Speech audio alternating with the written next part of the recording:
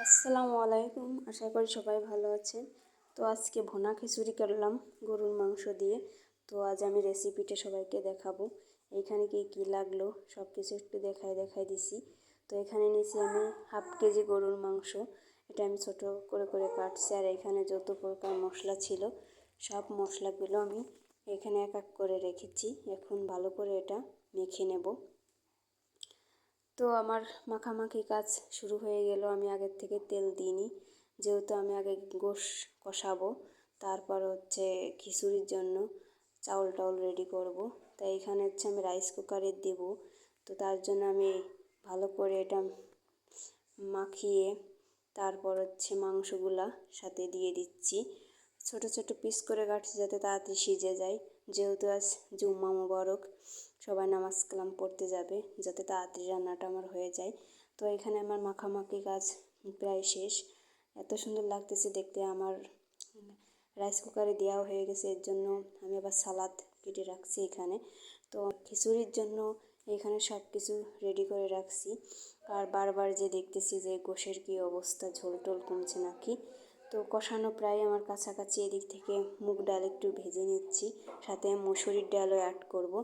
তো এটা আমার ভাজা হয়ে গেছে, সাথে পানি দিয়ে দিলাম, দিয়ে সাথে মুসুরির ডাল কিছুক্ষণ ভিজিয়ে ধুয়ে নিলাম। ধোয়ার পর এখান থেকে পোলাওর চাল নিয়েছি, নিয়ে সেটা ভালো করে ধুয়ে নিচ্ছি। যেহেতু পোলাওর চালে ময়লা বেশি থাকে না, তো আমি বেশি আর ধুলাম না, 2-3 ধোয়া দিছি। ধোয়ার পর হচ্ছে এটা ভালো করে আমি যত প্রকার মশলা কেটে রাখছিলাম বা দিয়েছিলাম সেইগুলো দিয়ে ভালো করে মাখালাম। মাখিয়ে এটা হচ্ছে বড় একটা প্যান কড়াইতে দেব।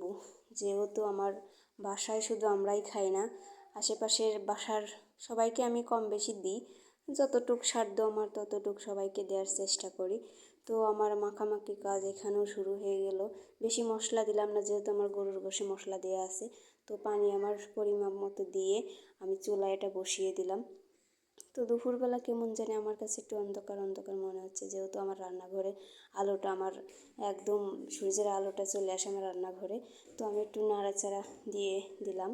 নাড়াচাড়ার পরে তো বারবার একটু দেখতেছি, বারবার, যেহেতু পোলা চাল তাড়াতাড়ি হয়ে যাবে। এদিক থেকে আমার গোশও রান্না শেষ। তো ওর বাবা বলছে একটু উঠাই নাও, তো উঠায় রাখছি।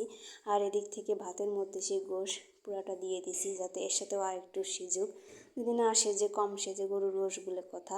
তো আমার রান্নাটাও পুরো হয়ে গেছে। তো আস্তে আস্তে আমি জালে রাখছি, যাতে দেখি লবণ টবণ কী হয়েছে নাকি, সেটাও হচ্ছে বারবার দেখতেছিলাম। তো আমার রান্নাটা রেডি। সবাই আমার রান্নাটা দেখে হয়তো ভালো লাগলো সবার। ভালো থাকবেন, আল্লাহ হাফেজ।